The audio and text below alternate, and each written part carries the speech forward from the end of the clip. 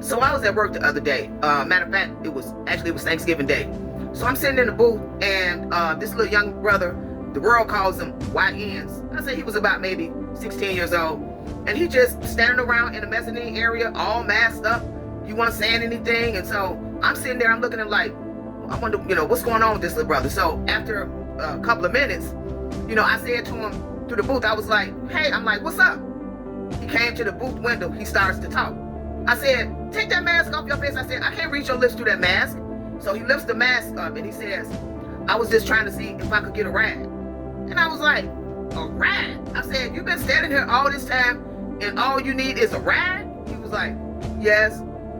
I took that opportunity to have a teaching moment with that young man. I said, baby, I said, in your life, I said, don't be afraid to speak up and ask for what you need, okay? He was like, okay. So I gave him access. He went on and got on the train and whatever. But I'm just saying, I said to myself, now, had he been with his homeboys, if they would have came in there in a little bunch, you think that little brother would have stood there all the time and needed a ride? No.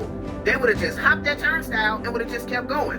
But by themselves, these kids, they don't know how to speak up and advocate for themselves. They can't do none of that. So as a collective, if you have an opportunity to connect with one of these young kids out here, then do so.